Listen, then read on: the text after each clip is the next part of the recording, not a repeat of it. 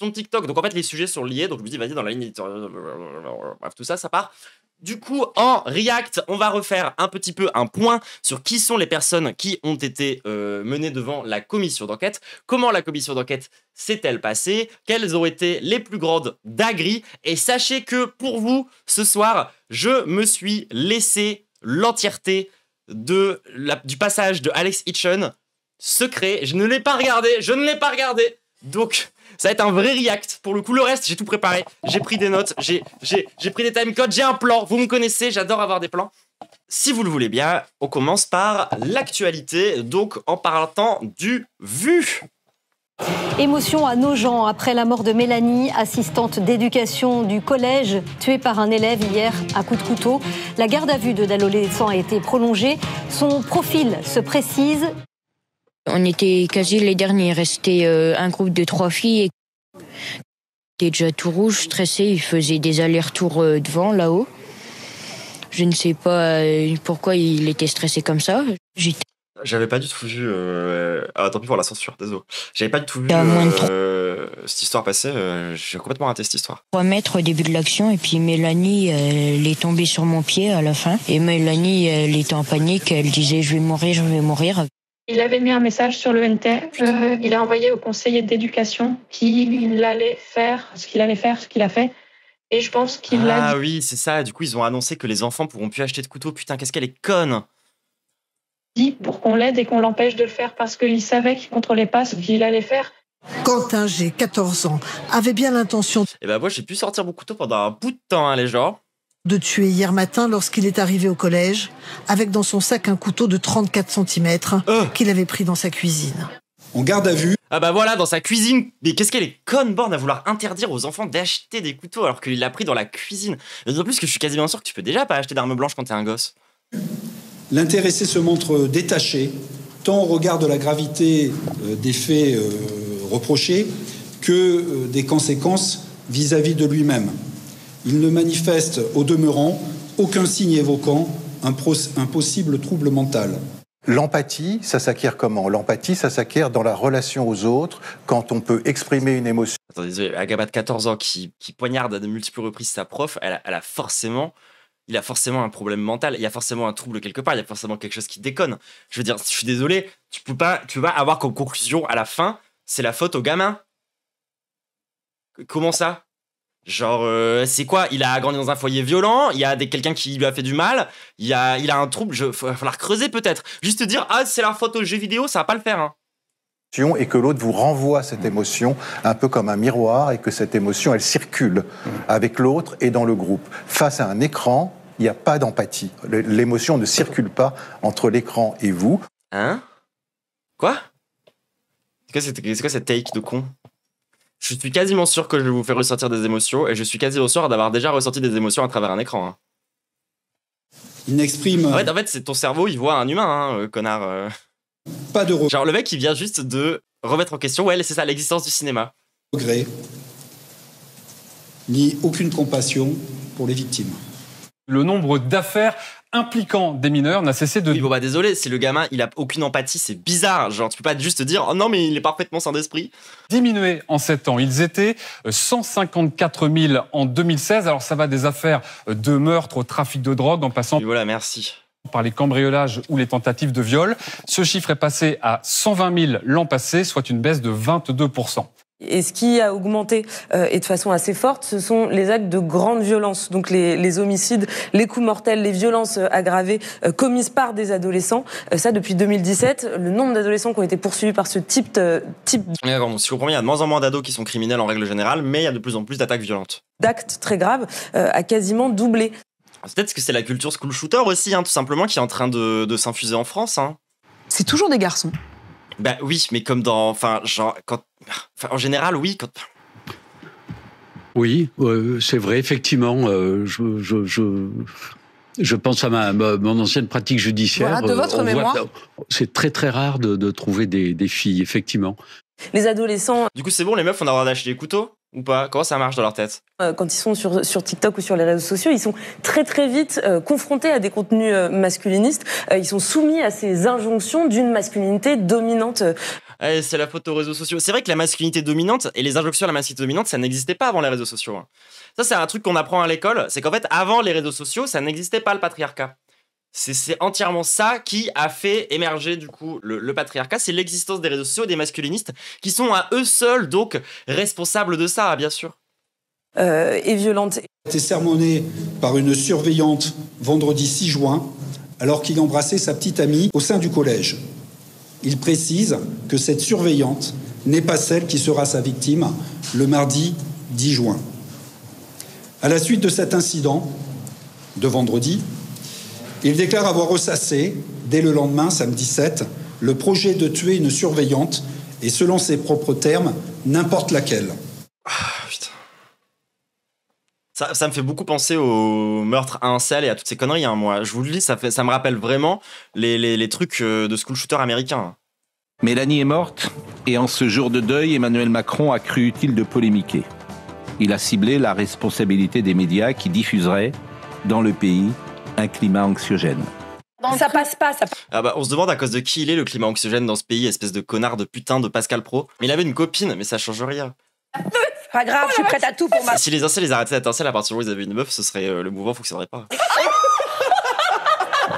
Cette réalité, nous allons y consacrer toute l'émission. Parce que en fait, moi, ce qui me fait penser à ça, c'est que le mec était parti pour tuer une femme. Ça, c'est quand même dans ce qu'il a dit. Il a pas dit qu'il voulait tuer un pion. Il a dit qu'il voulait tuer une surveillante, n'importe laquelle. C'est précis. Bon, Emmanuel Macron qui veut interdire les réseaux sociaux, quoi. Les réseaux sociaux pourraient bientôt être interdits aux moins de 15 ans en France. C'est en tout cas ce qu'a promis Emmanuel Macron ce mardi sur France 2. Mais alors c'est complètement con. Vraiment, genre... Pourquoi cette annonce maintenant ? Comment compte-t-il s'y prendre ? Et est-ce que ça a déjà été fait dans d'autres pays ? Ce mardi, sur France 2, Emmanuel Macron a donc réaffirmé sa volonté d'interdire les réseaux sociaux aux moins de 15 ans. Cette annonce, elle... Trop bien, ils pourront retourner sur les forums les plus obscurs d'Internet maintenant. Quel plaisir, merci Macron. Intervient suite à l'arrestation d'un collégien ce mardi matin, après qu'il a poignardé à mort une surveillante lors d'un contrôle de gendarmes devant... Il est conscient que les contenus les plus hardcore masculinistes de baiser qui ont probablement radicalisé cet enfant ne sont pas sur les réseaux sociaux les plus grand public en vérité. Hein. Genre ils sont toujours... Enfin bref. Son collège à Nogent en Haute-Marne. En fait, le problème de ce gouvernement, c'est qu'ils ont toujours des réactions de flics. C'est-à-dire qu'en fait, ils ne savent pas penser autre chose que la répression. Dès qu'il y a quoi que ce soit qui se passe, leur premier réflexe, c'est d'interdire. Genre, le pire, c'est que c'est des gens qui accusent la gauche de vouloir faire ça. Ils sont en mode, oui, la gauche veut nous priver de nos libertés, nanani, nanani, nanana. Chacune de leurs putains de mesures sert à nous priver de liberté. C'est des interdictions, c'est des trucs de flics, c'est des trucs de... C'est tout le temps comme ça. J'en ai marre. Immédiatement, le président a pointé du doigt la responsabilité des réseaux sociaux dans cet acte. Trop bien, les réseaux sociaux sont plus accessibles aux mineurs, ils vont tous aller sur les discords les plus sombres d'Internet, mais quel kiff hein. Estimant qu'il joue un rôle néfaste dans le comportement des jeunes. Il a donc déclaré que si une réglementation européenne n'était pas mise en place dans les mois à venir, la France prendrait seule l'initiative d'interdire les réseaux... Tu crois que le gouvernement il a une bonne influence sur le comportement des jeunes aussi, mon ref ? Sociaux aux plus jeunes. Aujourd'hui, les grandes plateformes comme TikTok, Facebook, Instagram ou Snapchat fixent l'âge minimum à 13 ans, mais en pratique, il est facile de contourner cette règle. En France, une enquête de la CNIL... Donc Quoi, vous voulez dire que les enfants sont au courant pour les VPN, mais qui aurait pu le deviner avec les putains de campagnes de communication massive de la part des VPN sur tous les youtubeurs. Mais vraiment, je me demande comment ça se fait que les enfants sont au courant. La Commission nationale de l'informatique et des libertés, réalisée en 2021, indiquait que la première inscription sur un réseau social se faisait en moyenne vers 8 ans et demi et que plus de la moitié des enfants de 10 à 14 ans étaient présents sur ces plateformes. Mais alors avant de revenir sur cette interdiction, que disent les spécialistes sur l'usage des... Moi, c'est à peu près l'âge à laquelle je discutais sur des serveurs Discord avec des pédos. Réseaux sociaux... Pas des serveurs Discord, pardon, non, c'était Skype à l'époque et c'était sur Minecraft. Plus jeune. Ce mercredi, le rapport annuel du groupe de droits des enfants Kids Right a alerté sur une crise majeure de la santé mentale des enfants, aggravée par l'expansion incontrôlée des réseaux sociaux. Réalisé en collaboration avec l'université Erasmus de Rotterdam, le rapport révèle qu'au niveau... Après, moi, je suis d'accord pour mettre en place des trucs de contrôle. C'est juste qu'une interdiction bête et méchante, ça marchera jamais. Hein. Au mondial, plus de 14% des jeunes âgés de 10 à 19 ans souffrent de troubles mentaux. Chez les 15-19 ans, le taux moyen... Ils sont pas juste mieux diagnostiqués. Vous êtes vraiment sûr qu'ils sont pas juste diagnostiqués. Vraiment, hein. Parce que moi, je ne suis pas sûre et certaine que, par exemple, genre, les gamins dans l'entre-deux-guerres, ils avaient aucun trouble mentaux avec tout ce qui se passait dans l'actualité à ce moment-là. Hein. Je sais pas. Genre, peut-être juste que maintenant, on a quelque chose à foutre aussi. Peut-être que c'est ça la différence avec avant. Vous pensez pas, peut-être. Ça fait littéralement des siècles qu'on maltraite les gamins, génération après génération, et vous vous posez maintenant, aujourd'hui, la question de la santé mentale, et vous êtes en mode, ah là là, c'est en explosion à cause des réseaux sociaux! Alors qu'on est tous des enfants de personnes qui ont été maltraitées et qui sont devenus à moitié fous à cause de ça. Putain, quel plaisir. De suicide atteint 6 pour 100 000. Kids Right établit une corrélation troublante entre cette détérioration troublante mentionnée de la santé mentale et une utilisation jugée problématique des réseaux sociaux, c'est-à-dire compulsive et addictive. Cette tendance, elle est confirmée par l'Organisation mondiale de la santé. Et puis surtout, les adultes aussi sont touchés par les réseaux. Mais oui, le nombre d'adultes, le nombre de parents qui regardent les pires conseils parentaux possibles sur les réseaux sociaux et qui du coup derrière font du mal à leurs enfants, mais wesh. Merci pour le sub. Santé, qui en septembre avait publié une étude. Adèle Laurent a bien parlé. Oui, bah disons qu'il a fait de son mieux. Montrant qu'un adolescent sur 10 présentait des signes d'addiction aux réseaux sociaux. Les conséquences, elles peuvent être multiples, comme développer de l'anxiété, une dépression, des troubles du comportement alimentaire, des difficultés scolaires. Le pire, c'est Nasdaq. Je pense que le pire, c'est Hitchon, mais j'ai pas encore vu, donc on verra plus tard. Être victime de harcèlement ou encore avoir une perte d'estime de soi. À noter cependant que l'OMS reconnaît certains bénéfices aux réseaux sociaux, comme la possibilité de créer des liens avec des jeunes qui partagent les mêmes intérêts. Oui, je remercie les réseaux sociaux, grâce auxquels j'ai pu avoir toutes les réponses dont j'avais besoin quand je me suis rendu compte que j'étais bisexuel, par exemple. Quand je me suis rendu compte que j'étais trans, quand j'ai vécu ma puberté, quand j'ai consommé la première fois des drogues. Merci, en fait. Comment Emmanuel Macron compte-t-il mettre en place une interdiction aux moins de 15 ans? Alors, je vous le disais, c'est pas la première fois qu'Emmanuel Macron et le gouvernement plaident pour interdire l'accès aux réseaux sociaux aux moins de 15 ans. En mai, Clara Chapaz, la ministre... Surtout que c'est bien parce que la commission qu'on va voir juste après montre à quel point ce genre de mesure est complètement inutile. Ministre déléguée au numérique avait annoncé que la France se donnait 3 mois pour convaincre ses partenaires européens de mettre en place une vérification obligatoire de l'âge sur les réseaux sociaux, et sinon le gouvernement français prendrait sa décision seul. En réalité, en France, il existe déjà un cadre législatif autour de cette question. En 2023, une loi sur la majorité numérique a été votée, fixant à 15 ans l'âge minimum pour s'inscrire seul sur un réseau social. En dessous de cet âge, en théorie, l'accord parental est donc requis et les plateformes sont censées vérifier l'âge des utilisateurs. Mais dans les faits, ce texte n'est pas appliqué en raison de doutes sur sa conformité au droit européen, notamment le Digital ça ne marchera pas. Services Act, mais aussi à cause de différentes... On peut toujours faire passer des lois pour faire des trucs impossibles, hein, mais... techniques liées à la vérification de l'âge, tout en respectant la vie privée des internautes. Le gouvernement souhaite donc renforcer... Genre, moi, je propose par exemple de faire passer une loi qui abolit la pollution. Et je suis pas sûr que ça marche. Renforcer l'arsenal juridique tout en poussant pour une solution européenne. Selon le ministre délégué chargé de l'Europe, Benjamin Haddad, une législation à l'échelle de l'UE serait plus efficace, mais il affirme que la France est prête à agir seule. Pour Emmanuel Macron, en fait, toutes les plateformes ont la possibilité, par la reconnaissance faciale ou des identifiants, de vérifier l'âge des utilisateurs. Il s'appuie sur l'exemple des sites pornographiques qui sont obligés depuis juin 2025 de vérifier l'âge des internautes. Mais dans les faits, l'âge des utilisateurs pourrait ne pas être si simple à vérifier, tout en respectant la vie privée. Ça soulève notamment des enjeux de protection des données personnelles et de respect de la vie privée. Et puis ces technologies, elles peuvent produire des erreurs, notamment chez les adolescents, qui peuvent faire parfois plus vieux que leur âge. Un autre argument avancé contre l'interdiction des réseaux sociaux aux plus jeunes... C'est complètement con. Un peu de make-up et c'est réglé. ...est lié à la liberté de choisir. Genre vraiment, la reconnaissance faciale, ça a tellement de failles. Une interdiction pure et simple pourrait être perçue comme... Je vous jure les gens, avec un peu de make-up, un peu de savoir-faire, c'est réglé. Une ingérence excessive de l'État dans la sphère privée des familles. Mais alors, en attendant une éventuelle loi, quels outils ont été mis en place pour le moment? Bon, déjà, des outils comme le contrôle parental sont exigés sur tous les appareils connectés vendus en France depuis juillet 2024, mais leur activation, elle reste optionnelle. Du côté des réseaux sociaux, des outils de contrôle parental ont aussi été progressivement mis en place. Par exemple, Instagram et TikTok limitent les fonctionnalités des comptes de mineurs, les rendant privés par défaut. On a aussi vu il y a quelques mois la création des comptes adolescents par Meta, donc la maison mère de Facebook et Instagram, qui nécessite une autre... C'est beaucoup plus logique de faire ça. Désolé, mais c'est beaucoup plus logique. C'est ce que je dis, hein. Par rapport genre à la prévention des violences sexuelles et ce genre de trucs, le fait qu'il y ait des mineurs, tu ne pourras jamais l'empêcher. Ça n'existe pas. C'est pas possible de l'interdire. D'ailleurs, moi, c'est aussi ma take au passage avec toutes les communautés un peu cheloues d'internet. Hein. C'est comme les furies et tout, tu vois. Genre, tu peux interdire autant que tu veux l'aspect sexuel des furies aux mineurs. Ils vont toujours forcément finir par y arriver, tu vois, et par finir par tomber dessus, etc. et tout. Donc, il vaut beaucoup mieux le prendre en compte. Et genre, au contraire, leur aménager des espaces spécifiques et faire de l'éducation sexuelle plutôt que d'essayer de les exclure, en fait. Et ça, c'est assez vrai en règle générale. Hein. L'exclusion, encore une fois, l'interdiction, c'est pas quelque chose qui fonctionne bien. Hein. L'interdiction, c'est vraiment la toute dernière solution quand tout le reste n'a pas fonctionné et que t'as baissé les bras et que tu sais que c'est une mauvaise solution. Normalement, c'est ça l'interdiction. C'est comme ça que t'es censé penser l'interdiction. Et en l'occurrence, moi je suis d'accord que de faire des comptes spécifiques pour les ados, par exemple, c'est une bonne idée. Ça va éviter de faire en sorte que tu aies des ados qui aillent sur des comptes normaux où il n'y a pas de distraction de façon frauduleuse, tu vois. Genre, c'est. De toute façon, de base, ils ont déjà toutes les analytics méta, donc c'est pas ça qui va leur aider à prendre de la donnée, de savoir qu'il y a des ados et pas des ados dans leur compte, ils le savent déjà, a priori. Donc franchement, pourquoi pas faire des trucs spécifiques pour eux, quoi. Autorisation parentale pour passer en public. Ces comptes incluent un filtre contre les contenus sensibles et un mode sommeil bloquant les notifications entre 22h et 7h. TikTok propose aussi des rappels pour faire des pauses. Mais les plateformes estiment que la responsabilité du contrôle devrait revenir aux opérateurs téléphoniques et aux gestionnaires d'App Store, comme Apple et Google, qu'elles jugent mieux placés pour vérifier l'âge réel des utilisateurs. En tout cas, face aux inquiétudes liées à l'addiction des jeunes aux réseaux sociaux, plusieurs pays ont renforcé leur législation. L'Australie a par exemple voté une loi interdisant l'accès aux moins de 16 ans, sous peine d'amende, qui doit entrer en application en novembre. En Chine, les moins de 14 ans ne peuvent pas passer plus de 40 minutes par jour sur Douyin, la version chinoise de TikTok. Aux États-Unis, une douzaine d'États, dont la Floride, aucune de ces mesures fonctionne, ont imposé des limites d'âge pour s'inscrire sur les réseaux sociaux. Alors avant de laisser la parole à Samy pour les actualités en bref, je voulais aussi revenir sur 2 autres annonces qui ont été faites suite au meurtre de la surveillante en haute. Genre, par exemple, en Chine, Steam c'est interdit. Genre, il n'y a pas Steam.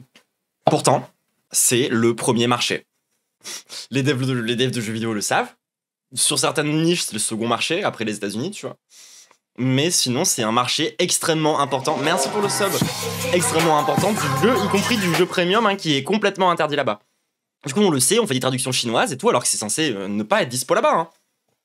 Pourtant, ça reste genre une des sources de revenus principales. Le Premier ministre François Bayrou a annoncé que la vente de couteaux aux mineurs... Il y a même pas mal de jeux qui sont sur ces manches-là. Mais oui, parce que en fait, t'es jamais à l'abri que ton jeu, qui est peut-être parfois un peu gaze ou quoi que ce soit, il fasse une traîne de baiser genre en Chine et que... genre ça s'envole et que tu fasses tous tes revenus là-bas, alors que personne connaît ton jeu, genre ailleurs, tu vois. Genre c'est déjà arrivé plein de fois. Qui peut constituer une arme, serait interdite dans les 15 prochains jours. Je vous mets des liens en description si vous voulez en savoir plus. Et de son côté, la ministre de l'Éducation nationale... C'est comme si je vous mets le top des jeux qui sont joués au Brésil, genre même sur smartphone, vous allez être choqués. Enfin... Elisabeth Borne a demandé ce mercredi matin sur France Inter qu'une minute de silence soit observée dans tous les établissements scolaires ce jeudi midi. Je vous laisse avec Samy pour les actualités en bref. C'est parti pour parler de la commission d'enquête autour de TikTok du coup et de réseaux sociaux en règle générale, ou plus précisément de la santé mentale des jeunes, parce que c'est très préoccupant pour tout le monde, bien sûr, en particulier avec du coup l'actualité qu'on a vue du coup juste avant. Du coup, je vous ai préparé pas mal de trucs qu'on va regarder aujourd'hui, parce que du coup, si vous n'êtes pas au courant, il y a eu effectivement une commission d'enquête de l'Assemblée nationale à ce sujet-là, du coup, il y a 2 jours, je crois que c'était le 10. La commission, du coup, a été lancée suite à une consultation citoyenne, c'est-à-dire qu'en gros, ils ont posé des questions aux gens, en gros, ils ont fait une espèce de gros sondage étatique, et en fait, ils ont demandé aux gens quels noms, du coup, étaient en train de ressortir, du coup, de ces trucs-là, et en gros, derrière, ils ont été contactés, les influenceurs en question, ils ont plutôt convoqué dans leur commission d'enquête les influenceurs en question qui sont genre du coup les noms qui sont le plus ressortis. Et alors c'est un petit peu rigolo parce que moi il s'avère que j'avais fait un peu ce travail là aussi, parce que j'ai une très très bonne amie à moi qui est prof, et il y a pas si longtemps que ça je lui ai demandé genre meuf, ça te dit de me donner le nom des influenceurs que les gamins adorent pour le Wokédex, parce que ça peut me donner des idées pour le Wokédex. Je me suis dit putain il y a quelque chose qui se joue à ce niveau là, et je me suis dit qu'il fallait que je creuse un peu. Donc elle m'avait donné des noms, et quels noms étaient ressortis à votre avis? Alexis Chon, Nasdas et Adé Laurent. Évidemment, c'était les 3 noms qui sont ressortis à ce moment-là, et je les ai du coup rajoutés dans la liste du Wokédex à l'époque où on pouvait encore voter pour le Wokédex, mais en fait c'est la porte ouverte à tous les burn-out de faire ça, du coup j'ai arrêté de le faire, mais promis, le Wokédex reviendra bientôt dans un format un peu différent, parce que évidemment le passage Link the Sun me fait dire qu'il faut modifier la formule Wokédex, comme vous le savez, j'en ai déjà parlé, donc j'ai pas envie que ça disparaisse, juste envie que ça change. Et pour que ça puisse advenir, il faut que je réfléchisse encore un tout petit peu, si ça vous va, même si je pense que, concernant les droitards, on va rester sur une formule assez classique, et du coup, on va bientôt faire Thaïs Descuffon, effectivement, ça arrivera bientôt. Bref. Donc, du coup, dans cette commission d'enquête, comme je vous l'ai déjà dit, il y a les influenceurs que j'ai mentionné précédemment, qui du coup ont été invités, donc à savoir Alex Hitchon, un masculiniste fou, Adé Laurent, une espèce de... acteur porno mais qui fait des lives TikTok, Nasdas du coup l'influenceur qui a le plus explosé récemment et qui fait beaucoup de contenu autour de l'argent si j'ai bien compris, mais là j'avoue je connais pas du tout ce lore. Et on a aussi Julien et Manon Tanti qui eux sont vraiment issus de la télé-réalité. Et alors du coup attendez, c'est marrant parce que c'est des gens Ils sont là-bas pour des questions de TikTok, etc. Parce que ça touche les jeunes, nanani, nanani, nanana. Cependant, je ne sais pas si vous l'aviez vu parce que je l'ai posté que sur Discord, mais il y a un graphe qui est sorti il n'y a pas longtemps qu'on va se permettre de checker vite fait afin de comprendre 2-3 petits phénomènes, par exemple, parce que je trouve ça intéressant. D'ailleurs, en règle générale, je vais en profiter pour faire un peu une analyse du graphe en introduction, même si sur certains trucs, ça n'aura pas grand-chose à voir avec la suite. Je trouve ça trop intéressant et je me dis, vas-y, je le fous dans la même capsule, c'est pas grave. Bref, le graphe en question, c'est un graphe par corrélation des streamers dans le Twitch game. Donc c'est très joli, voilà, je vous laisse tous faire... C'est magnifique. Concrètement, qu'est-ce que c'est ? C'est un nuage de points qui montre à quel point vous êtes proches les uns des autres en termes de stream, en termes de vues, en termes de qui regarde quoi et en termes de communauté. Et donc du coup c'est super intéressant parce que du coup vous pouvez voir qui est plus proche de qui en termes de contenu, qui fait quoi, comment se non c'est une constellation, oui c'est une constellation, nuage de points c'est un peu pareil, non t'as raison c'est pas pareil, bref. On s'en fout, c'est pas très grave. De toute façon, personne ne comprend rien à ces choses-là. Du coup, pour vous expliquer de façon très...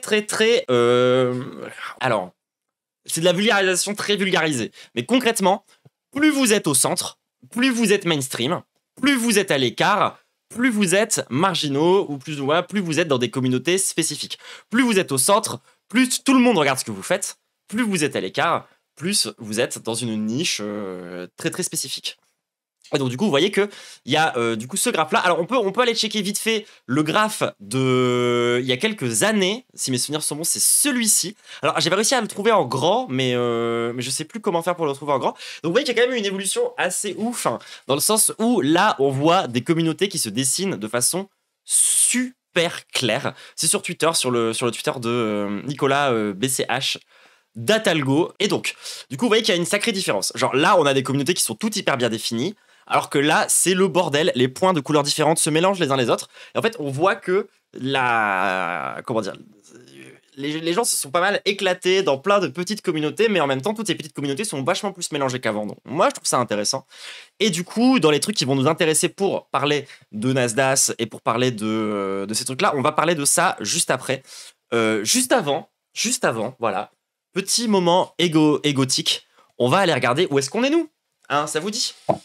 Alors du coup, évidemment, vous pouvez, à votre avis, de quelle communauté on se rapproche le plus entre la communauté de l'e-sport, K-Corp, etc., les gamers mainstream, on va dire, la communauté autour d'Amine, la team du lundi, ou Domingo qui est tout seul, exactement. À votre avis, on est de quel côté ? Plus proche de Antoine Daniel ? Exactement. On est de ce côté-là. On est sur la droite, et paradoxalement. Mais on est sur la team du lundi, c'est ça. On est du côté de la team du lundi. D'ailleurs, vous pouvez le voir déjà ici si vous avez l'œil, parce qu'il y a écrit Antoine Daniel ici en gros, et vous pouvez voir que Klemovic est juste à côté. Donc en fait, si on zoome un petit peu, on voit que du coup, on a ici tout plein de streamers que vous connaissez très très bien, pour qui vous avez beaucoup de sympathie, etc., etc., etc. Et au milieu de ces gens-là, vous avez des premiers points jaunes qui représentent du coup des gens qui sont dans la politique. Putain, qu'est-ce qu'on est blanc ? Oui, non, c'est une dinguerie. Bref.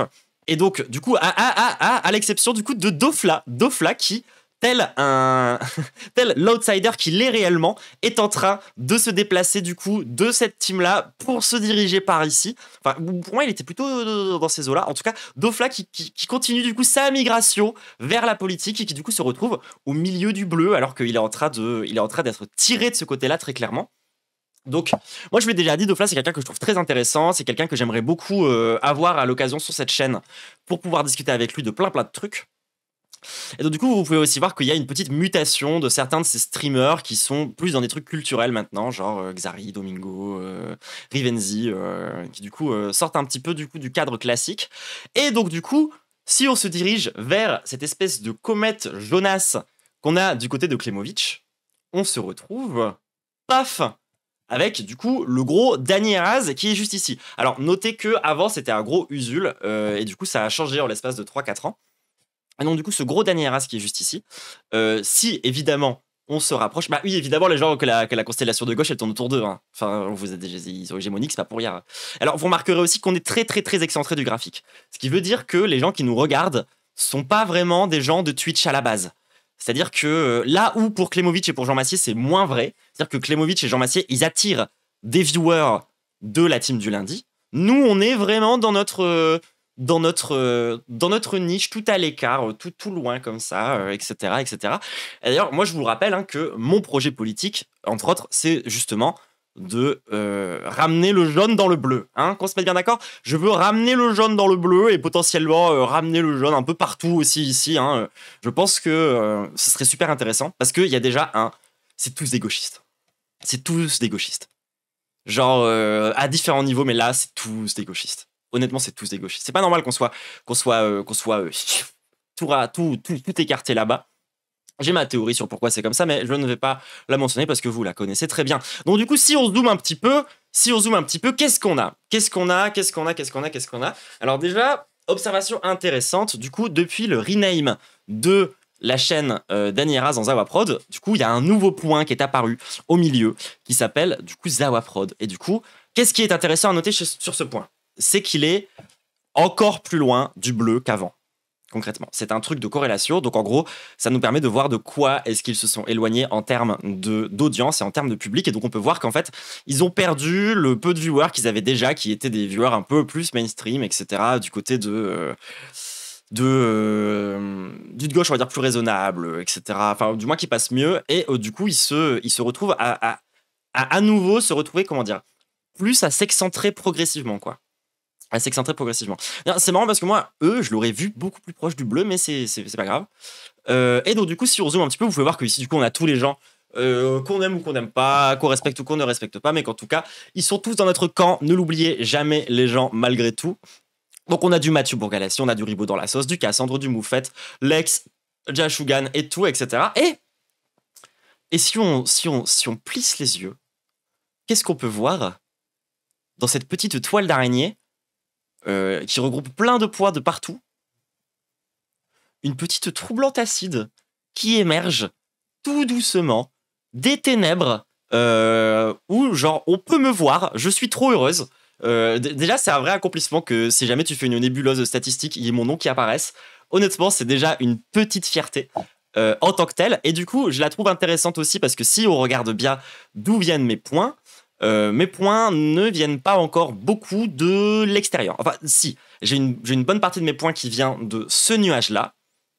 Nuage qui, je dirais que mon intuition me pousse à penser que c'est un nuage de gens qui viennent d'Insta, de TikTok et de YouTube. Que c'est pour ça qu'ils sont tous là et qu'ils sont pas genre là-dedans de base. Que c'est plutôt des gens qui viennent de un peu ailleurs. Et donc, du coup, j'arrive à les choper eux et j'arrive surtout à récupérer pas mal de monde qui vient de ce côté-ci, quoi. Mais je reste encore très très très marginal, etc., etc. Et c'est vrai que moi j'aimerais quand même bien pouvoir ramener progressivement mon point jusque par là-bas ou par là-bas, je sais pas trop. En tout cas, ce qui est sûr, c'est que j'aimerais bien aller par là, moi. J'aimerais bien aller par là, donc à voir comment est-ce que je vais évoluer. De toute façon, c'est pas vraiment quelque chose qu'on contrôle, les gens, je vais pas vous mentir. En tout cas, c'est du coup petite analyse du coup voilà de qu'est-ce qui se dit dans la gauche internet. Alors l'extrême droite n'est pas présente évidemment parce que ils sont tous bannis. Mais donc du coup oui, moi là où je voulais en venir, c'est que on a du coup ici du Nasdaq et du Anime qui ont du coup une particularité, c'est que c'est des créateurs qui viennent de Snapchat et c'est là que vous pouvez voir que ça se structure pas du tout pareil de ce côté-là du graphe que de ce côté-là du graphe. Attendez, je vous montre pour que vous puissiez tout avoir. Que de ce côté-là du graphe. C'est-à-dire que nous, on a quelques personnes qui viennent de l'extérieur, mais ça reste quand même relativement interne, on va dire, à Twitch. Alors que Nasdaq et Anime, c'est fait des grosses cascades comme ça qui viennent de l'extérieur. Et ça, c'est typique de gens qui ont un public qui ne regarde que eux. C'est-à-dire qu'en fait, les gens qui regardent Nasdaq et les gens qui regardent Anime regardent généralement que eux et les gens qui orbitent autour de eux. En fait. C'est-à-dire que c'est vraiment une communauté très éloignée, on va dire, enfin pas tant éloignée en fait. C'est ça qui est assez particulier. C'est-à-dire qu'ils ont une grande proportion de gens qui sont issus de l'extérieur, mais ça leur a filé tellement de stats qu'ils ont réussi, en gros surtout Anime, à se rapprocher quand même du reste du game. Parce que vous pouvez voir que Anime, ok d'accord, il a tous ses poids qui viennent de l'extérieur, mais il a quand même réussi à agréger des traits qui viennent d'un peu partout au final et à se rapprocher d'Amine Mathieu, quoi. Donc au final, il a réussi quand même à, je trouve, bien s'intégrer à la plateforme, là où Nasdaq reste encore dans sa niche très marginale où il est dans son truc un peu tout seul, quoi. Alors ouais, déjà, j'ai été hyper surprise par la position de Magla, qui est genre là. J'avoue que je l'ai pas du tout vu venir. Je pensais pas du tout qu'elle serait dans cette zone-là. Mais c'est pas la question. Dernier point de détail qui me fait un peu, que je trouve intéressant, c'est que du coup, vous voyez que Nasdaq, il vient vraiment de l'extérieur, mais il est tout seul. Alors que si jamais tu crées, on va dire, une communauté qui est à l'écart du reste, mais où il y a plein de petits créateurs, t'as pas du tout ce genre de phénomène qui s'observe. Tu as une seconde mini constellation qui se forme sur le côté. Et à votre avis, qu'est-ce que c'est? Je pense que vous pouvez deviner. Le VTubing, non. Ils sont beaucoup plus intégrés que vous croyez. Le VTubing, ça fait partie du reste. Non, c'est que Twitch, ça. La télé, non. CryptoBro, non plus. Non, pas les game dev. Vous l'aviez pas. En vrai, je l'aurais pas eu non plus. Et c'est effectivement le Québec. C'est la francophonie, en fait, à l'étranger. Et en fait, pour moi, la raison principale, c'est même pas forcément, genre, la raison pour laquelle ils sont pas intégrés plus au reste de la constellation. Alors qu'il y a d'autres niches qui semblent beaucoup plus genre nichesques, qui sont en plein milieu, tu vois. Je pense que c'est le décalage horaire. Honnêtement, je pense que l'explication, c'est le décalage horaire. C'est que du coup, les communautés sont très distinctes parce que, bah, en fait, on peut pas streamer aux mêmes horaires, quoi. Donc moi, je pense que c'est pas une explication tant de on rejette les Québécois, etc. et tout, que juste, en fait, le direct fait que, oui, ça augmente encore notre distance, quoi. Je pense que c'est plus ça l'explication qu'autre chose. Bref, voilà, c'était juste le petit graphe satisfaisant pour le cerveau. Mais on va s'intéresser du coup maintenant de plus près à qui sont chacune de ces personnes, une par une. Du coup, on va regarder un petit peu qui sont les gens qui ont été du coup dans cette commission d'enquête, qui viennent de l'extérieur. Mais ça reste quand même relativement interne, on va dire, à Twitch. Alors que Nasdaq et Anime, ça fait des grosses cascades comme ça qui viennent de l'extérieur. Et ça, c'est typique de gens qui ont un public qui ne regarde que eux. C'est-à-dire qu'en fait, les gens qui regardent Nasdaq et les gens qui regardent Anime regardent généralement que eux et les gens qui orbitent autour de eux. En fait. C'est-à-dire que c'est vraiment une communauté très éloignée, on va dire, enfin pas tant éloignée en fait. C'est ça qui est assez particulier. C'est-à-dire qu'ils ont une grande proportion de gens qui sont issus de l'extérieur, mais ça leur a filé tellement de stats qu'ils ont réussi, en gros surtout Anime, à se rapprocher quand même du reste du game. Parce que vous pouvez voir que Anime, ok d'accord, il a tous ses poids qui viennent de l'extérieur, mais il a quand même réussi à agréger des traits qui viennent d'un peu partout au final et à se rapprocher d'Amine Mathieu, quoi.